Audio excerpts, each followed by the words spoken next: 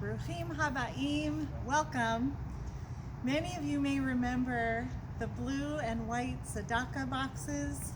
So just before Shabbos, we would take a few coins, we would put them in the box, maybe even other times during the week, we'd save some money. And then when the box was full, we would send the money to JNF, the Jewish National Fund, to plant trees in Israel. These days, that organization does so much more. They sponsor trips and tours to Israel. They hold educational conferences. They're the parent company for a culinary institute, and they do so much more. Trees hold a revered place in our tradition. According to the creation story, the first thing God created was firm land on which to plant trees. Seed-bearing plants and fruit trees were put on the earth before any other living thing.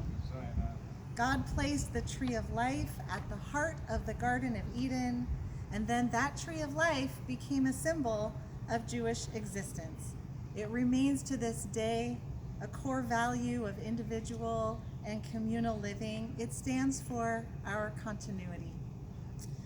So on the holiday of Tu Bishvat, the new year for the trees, or the birthday for the trees, we celebrate the flowering of Israel's land and people. We celebrate trees that nourish our bodies with fruit and our spirits with beauty. We celebrate trees as the symbol of Torah, also known as the tree of life. Torah nourishes our souls and enlightens our minds. The Torah, like trees, supports us and sustains us from generation to generation. The book of Genesis refers to Torah as a tree of life, and we see that phrase, the tree of life, several times in the book of Proverbs. Eitz chaim hi lema chazikim ba v'tomchecha me'ushar. It is a tree of life to those who hold fast to it, and all who cling to it find happiness. Daracheha darchei noam v'chol nativoteha shalom.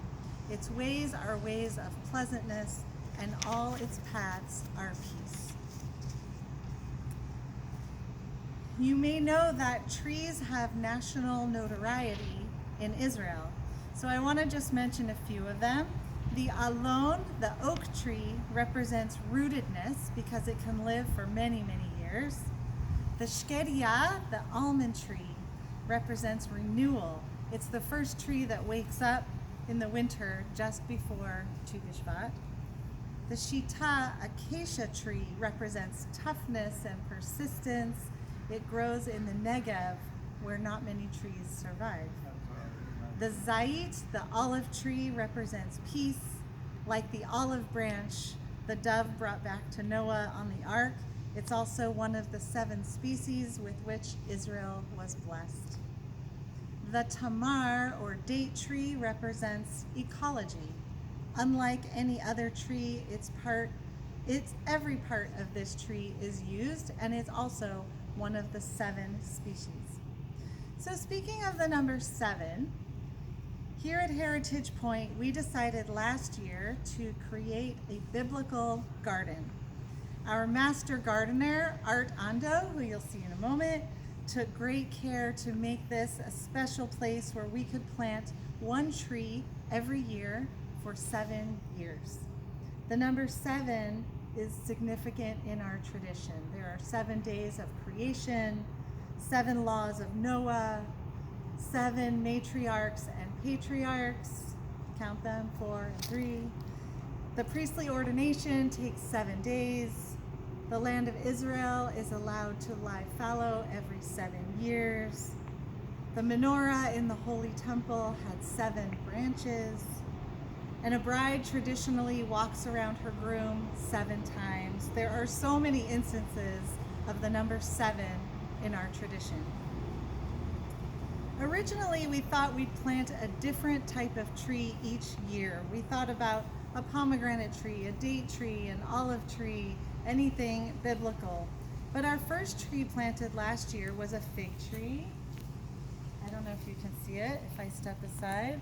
That fig tree was the first one, and it was doing so well all year that we just decided to plant another fig tree and maybe 5 more after this. So about fig trees, Rabbi Chia ben Abba said in the name of Rabbi Yochanan, "Whoever keeps the fig tree shall eat of its fruit. The fruit of the fig tree does not ripen all at once. The more one searches, the more figs one finds in it. So it is with words of Torah. The more one studies them, the more pleasure one finds in them." So today we're getting ready to plant our second tree, and I'm really pleased to announce that this tree has been generously donated by our resident, Marvin Blum. There's Marvin, in memory of his late wife, Betty. Marvin and Betty were high school sweethearts. They were married almost 68 years. They raised 2 daughters and had 4 grandchildren. Their first great-grandson was named in Betty's memory, and there's also a new great-granddaughter in the family. Betty was an avid reader.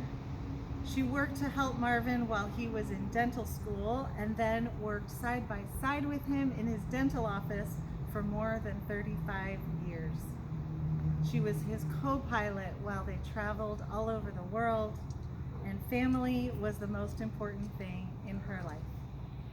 Marvin says Betty was a beautiful lady, and the first time he met her, he knew he would marry her.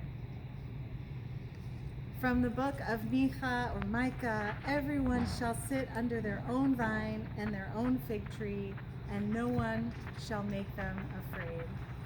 So we'll go ahead and say the blessing, a blessing, 2 blessings for planting a tree, and then Art will help us plant for Marvin, on Marvin's behalf, in memory of Betty. Baruch atah Adonai Eloheinu melech haolam oseh ma'aseh v'reshit. Blessed are you, Adonai, our God, sovereign of the universe, who continually does the work of creation. Baruch atah Adonai Eloheinu melech haolam shekacha lo be'olamo.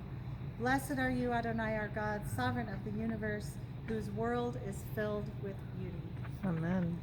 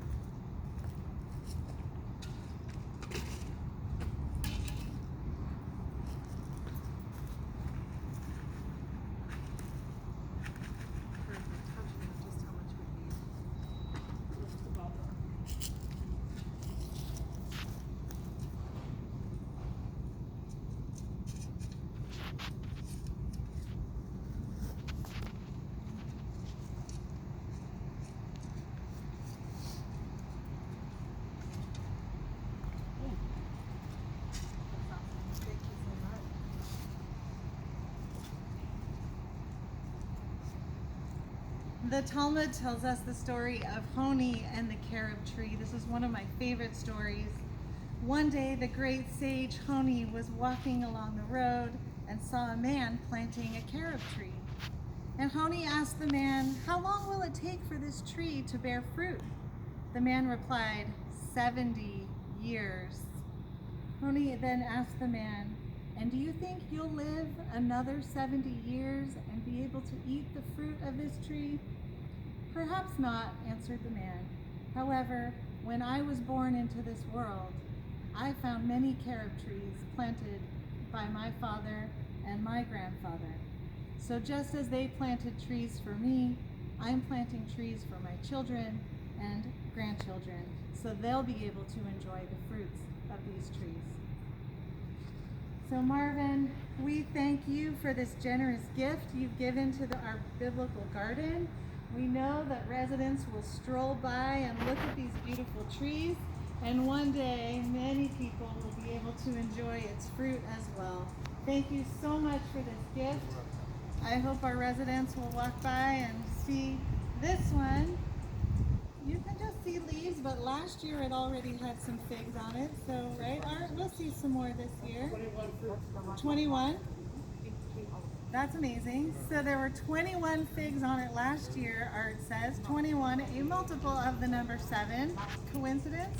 I think not. And so now we have a second fig tree.